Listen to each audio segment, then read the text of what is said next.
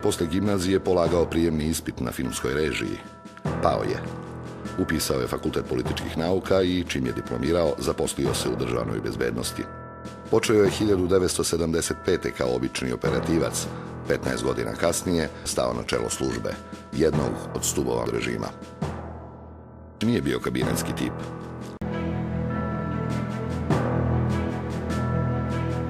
Mnogo toga će se tokom tih godina promeniti u jedinici, ali njena bit, kao tajne oružane formacije državne bezbednosti, neće nikad.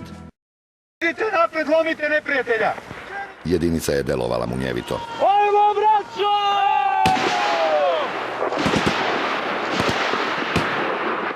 Šopaj, Obuka i kondicija koju je stekao u legiji stranaca omogućila mu je da se odmah nametne za operativnog komandanta u gardi. On je bio najškolovaniji, vojnički najškolovaniji od svih tamo koji su bili. Bio je mlad, pun energije, odlučan.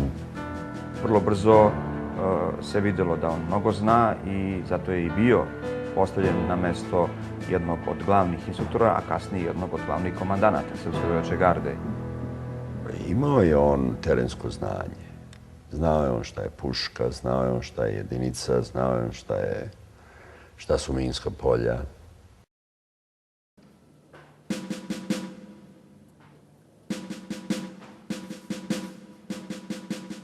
Sreda, 12. marta 2003. oko podneva.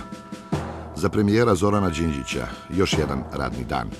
Za Zvezdana Jovanovića, potpukovnika jedinice za specijalne operacije, ključni trenutak života. Klan, najjača mafijaška grupa u regionu i elitna policijska formacija, poznata kao Crvene beretke ili prosto jedinica, napašće svog najvećeg i posljednjeg protivnika. Zvezdan Jovanović ne razmišlja mnogo. Svi pripadnici jedinice izvršavali su bez pogovora svako naređenje svog prvog i jedinog pravog komandanta. Iznad su svakog zakona jer pri pomenu jedinice cela Srbija stoji mirno.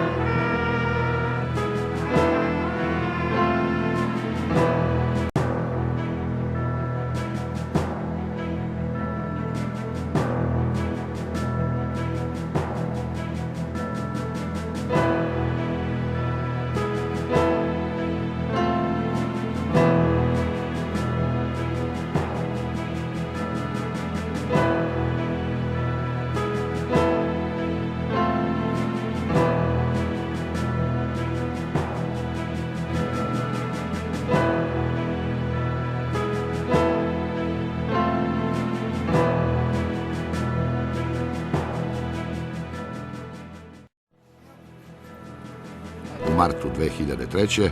Zoran Đinđić bio je odlučan da jednom zauvek okonča ovu situaciju. Međutim, jedinica i klan udarili su prvi. Premijer Zoran Đinđić je ubijen u 12 sati i 25 minuta. Atentatori su se odmah povukli u tajne stanove. Kada su istog dana optuženi za ubistvo premijera Đinđića, niko nije bio iznenađen, osim njih samih. Još više ih je iznenadila prva reakcija vlade. Za vreme policijske akcije likvidirane su vođe klana, a veći deo članova ove bande je uhapšen. U zatvoru se našao i vrh jedinice i nekoliko njenih pripadnika. Njihova moć je bila slomljena čistom samoodbranom društva.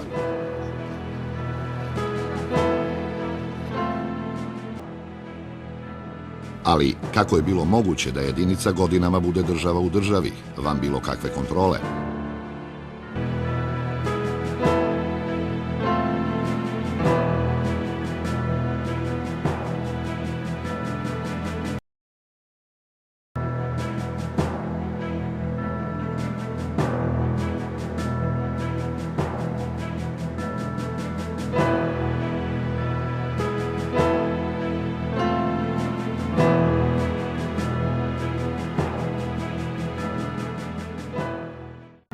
Kako se dogodilo da samu srž organizovanog kriminala čine državna bezbednost i njena elitna policijska formacija?